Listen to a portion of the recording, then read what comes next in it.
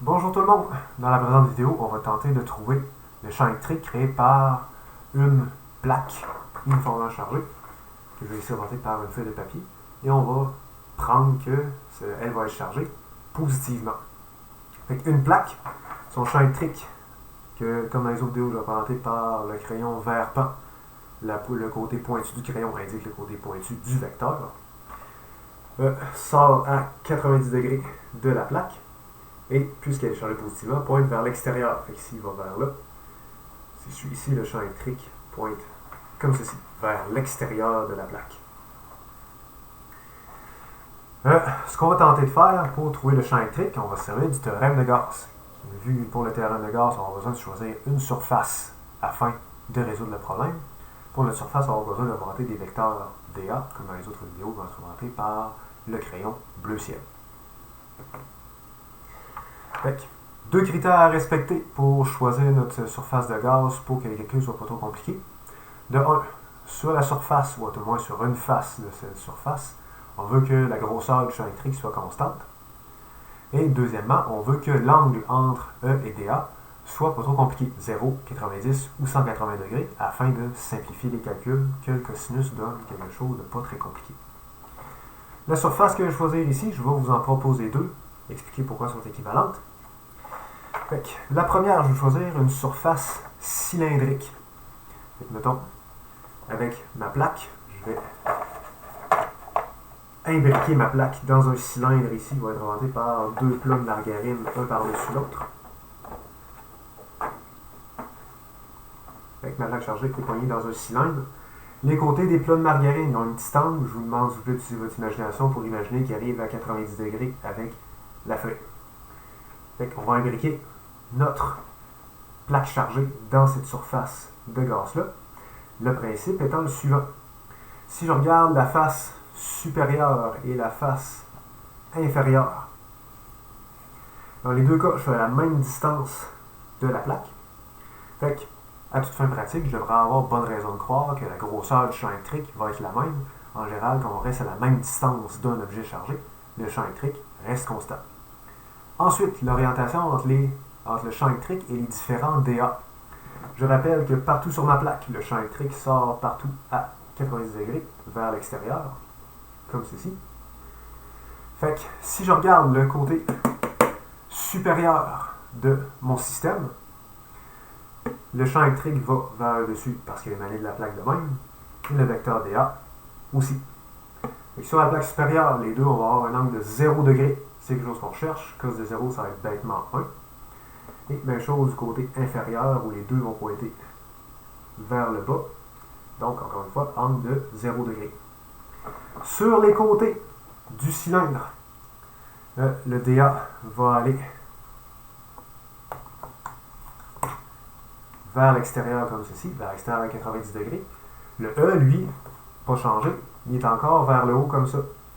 Donc, sur les côtés, on va avoir un angle de 90 degrés entre les deux.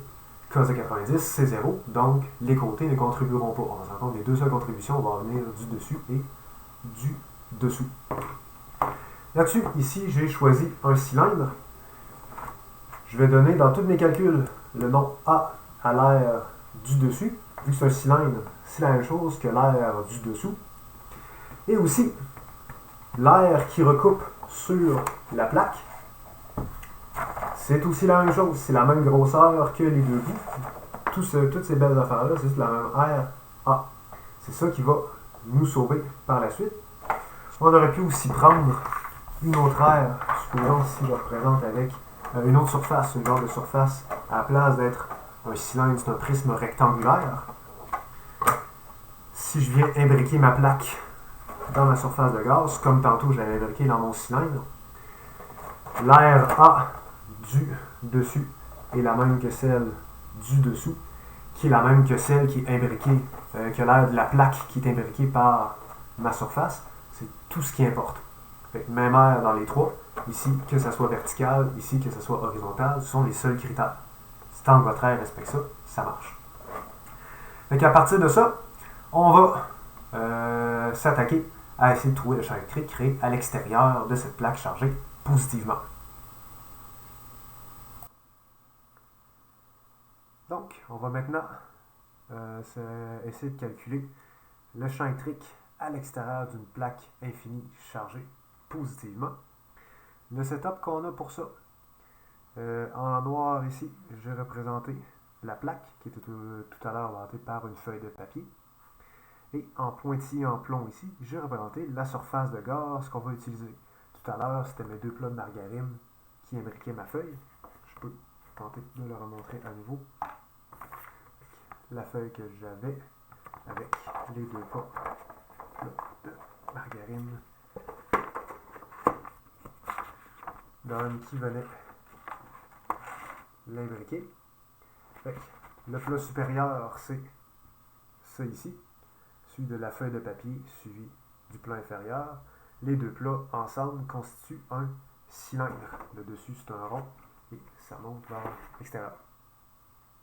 Les surfaces de gaz cylindriques dont le tour perce la feuille de papier, perce notre plaque chargée. Je vais donner des dimensions à la chose. On a appelé A l'air autant du bout supérieur du cylindre, du bout inférieur du cylindre, que de l'air qu'on découpait dans la feuille avec le cylindre. Fait que j'avais placé les étiquettes sur les différents morceaux des plats de margarine. C'était toute la même air A. Et je vais aussi spécifier une distance quelconque à laquelle le bout supérieur du cylindre se trouve du centre de la plaque. Et ça va être symétrique de l'autre côté. Je vais aussi être une distance petit r de l'autre bord. Notre plaque est chargée positivement. On va avoir une densité uniforme surfacique que je vais noter sigma, donc ça va être la charge par unité de surface de la plaque. Puisqu'elle est chargée positivement, ça va être plus grand que 0. Fait que les étapes, comme d'habitude, c'est quoi déjà le théorème de Gauss? Le théorème de Gauss nous dit que l'intégrale sur une surface fermée, comme notre cylindre ici, de E produit scalaire dA, va nous donner la charge contenue à l'intérieur de cette surface, donc la charge à l'intérieur du cylindre sur epsilon 0. Deuxième étape, déterminer ça. Troisième étape, déterminer ça. Quatrième étape, les mettre ensemble. Fait que c'est quoi l'orientation des E et des A?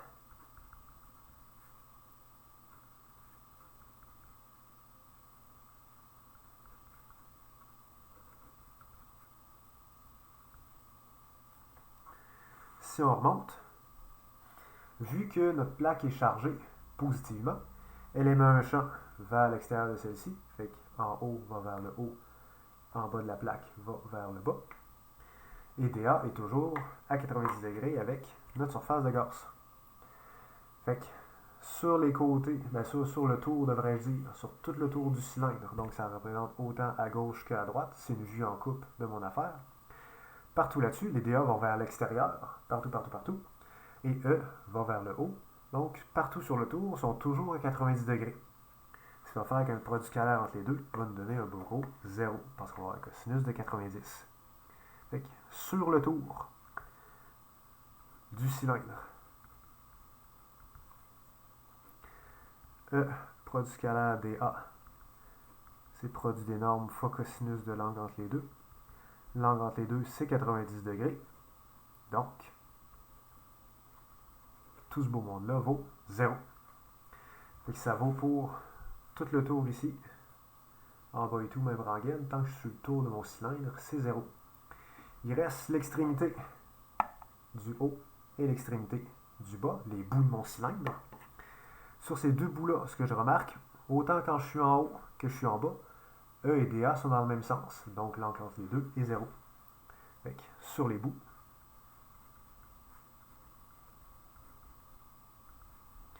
E point dA, c'est EDA cos de 0. Cos de 0, c'est 1. Donc, uniquement le produit des normes. Et avec ça, on a caractérisé tous les morceaux de notre cylindre, autant les bouts que le tour. Troisième étape, c'est quoi la charge à l'intérieur de notre surface de gaz cylindrique?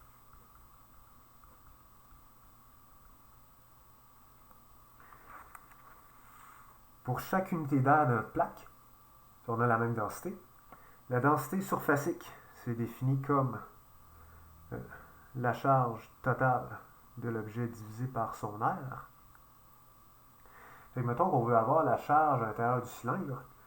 Qu'est-ce qu'on a? On a une certaine densité surfacique, puis l'aire de la plaque comprise à l'intérieur du cylindre, c'est l'aire qu'on a appelée A, qui est la même que les extrémités. Ça va être important dans un instant. Fait que finalement, si je veux avoir la charge à l'intérieur, ça va être donné par la densité surfacique de ma plaque fois l'aire A, qui est l'aire à l'intérieur de la surface de gaz. Avec ça, on a tout ce que ça nous prend. Il nous reste juste à mettre dans notre théorème de Gauss.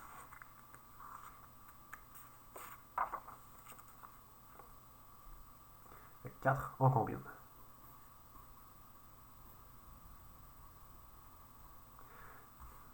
On repasse le théorème de Gauss.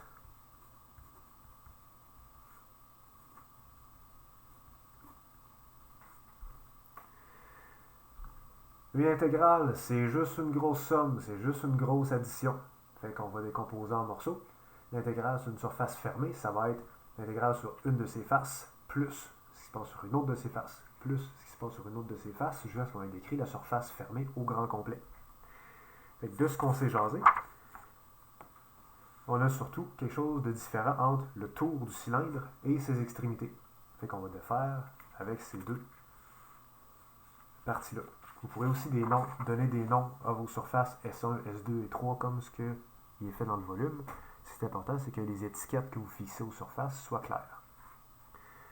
Fait que j'avais des comportements différents selon si j'étais sur le tour du cylindre.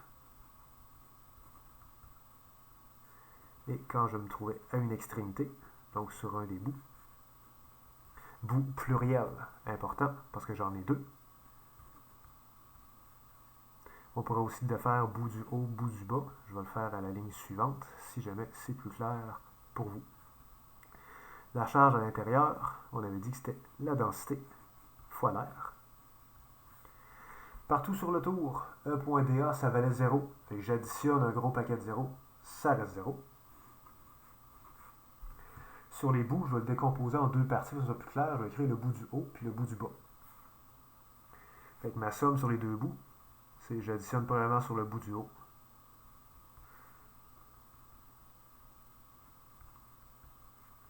Deuxièmement sur le bout du bas.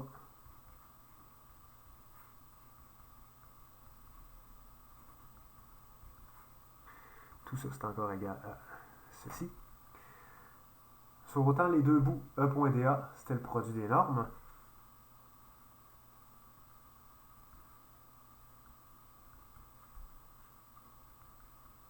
Parce que les deux étaient collinéaires, les deux étaient pile poil dans le même sens.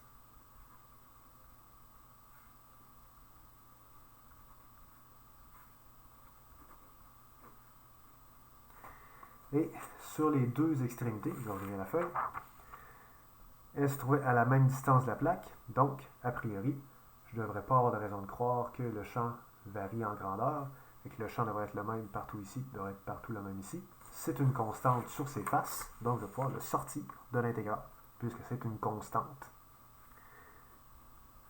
Fait que E fois, j'additionne tous mes petits bouts d'air sur l'extrémité du haut. Même chose, E, puis j'additionne tous mes petits bouts d'air sur le bout du bas.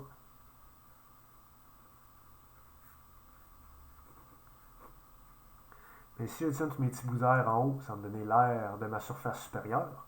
J'additionne tous mes petits bouts d'air en bas, ça va me donner l'air de ma surface inférieure. À la surface inférieure, supérieure, on l'a appelé grand A. Même chose pour celle du bas.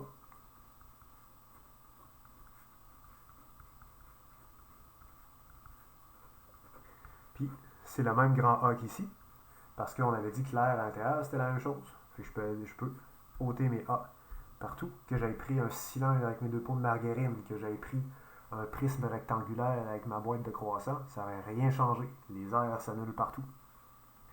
Je vais avoir E plus E, 2E, qui est égal à sigma sur epsilon 0.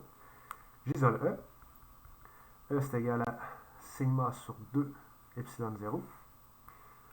On pourrait arrêter là, mais rappelons-nous que sigma était positif, parce que c'était une charge positive. Et puisqu'un nombre positif est égal à sa valeur absolue. Ça, c'est car sigma est positif. On va pouvoir l'écrire sous sa forme finale que le module du champ va être égal à la valeur absolue de la densité surfacique sur 2 epsilon 0, qui ne dépend pas de R. Notre R, qu'on s'était défini au début, la distance n'est jamais apparue. Le champ électrique ne dépend pas de la distance. Il a toujours la même valeur, peu importe à quelle distance vous vous trouvez de la plaque infinie chargée.